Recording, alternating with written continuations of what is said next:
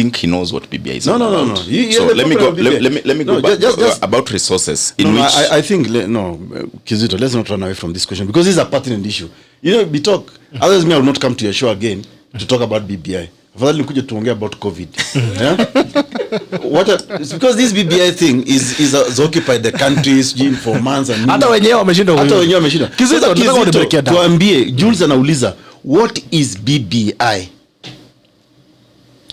Anasema wacha story mingi my friend. What is BBI? Building Bridges Initiative.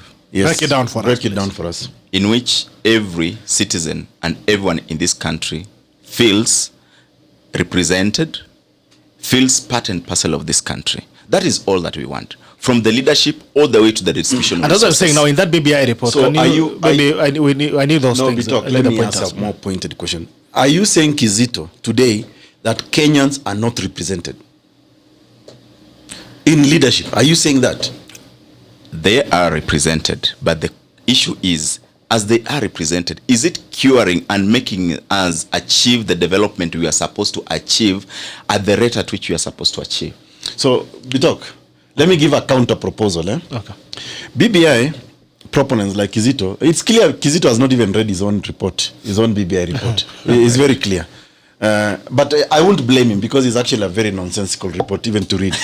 When you start reading it, actually you get nauseated. Because some of the things wanasema ati we should be proud of our skin color. When did I ever doubt being black?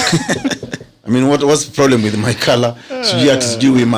We must trace where our ancestors came from, find out the reasons why they migrated there and came to Kenya. Surely, what is constitutional about that? Give people, when we amend this constitution, we will give help loans to students. Another rubbish. We give people tax holidays. Another rubbish.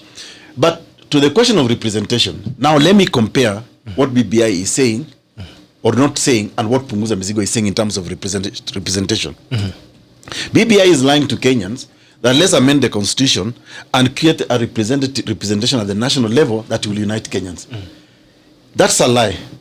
It's a lie because currently Kenya is well represented in all the 47 counties, in all the 1450 wards, in the national government. In terms of ministers, whatever, Kenya is represented. In terms of MPs, we have got 416 members of parliament, both National Assembly and Senate. What Kenyans are saying, and this is what BBI is not saying, that Kenya is actually overrepresented. And Kenyans are now doubting the value of representation, Kizito. And if you read Punguza Mzigo proposal, we actually did a comparative analysis with about just 3 countries. And let me explain to Kizito why we are overrepresented. The United States of America, one of the oldest democracies in the world, has 350 million people.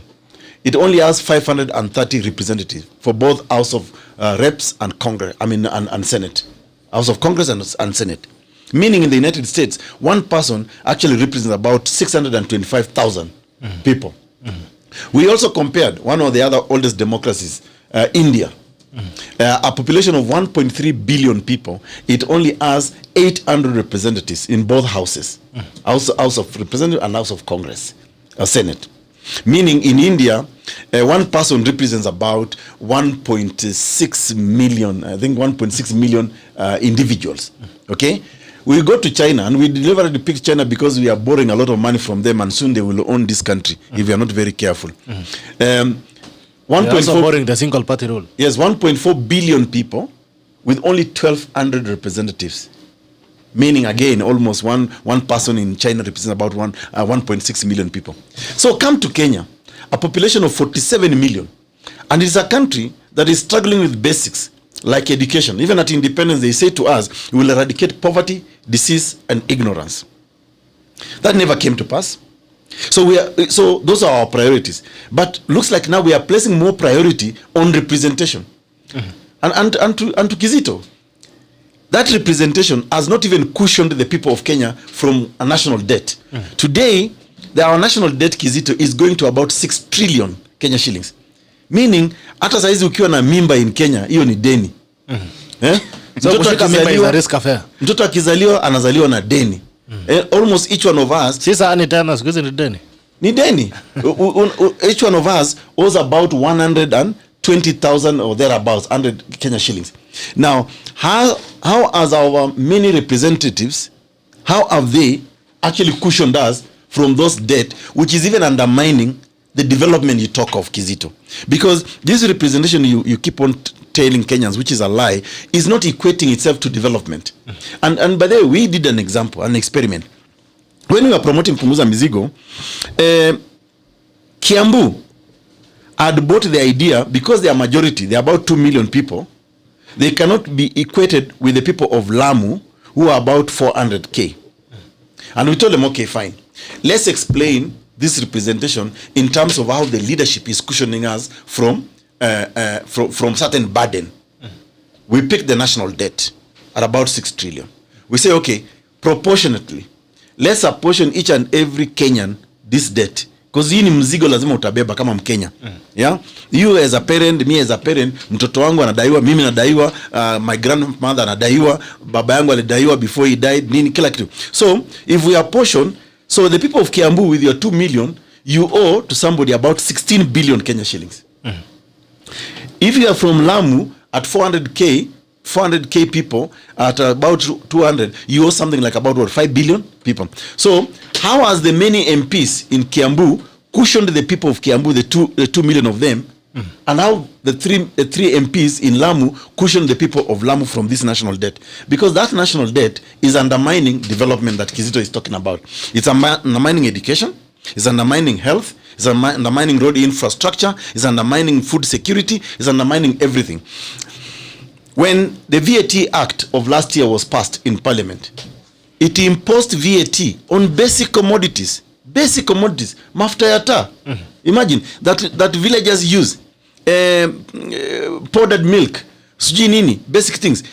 So Kizito, and I want you to answer, BBI is pushing for this so-called representation through unity, and therefore to bring development. Mimi naona historia ya BBI ni kama imekwama. Imekwama because the magazeti is Kizito. Alafu tukirudi. Ama bado kuna BBI. And I think let's kubali tu.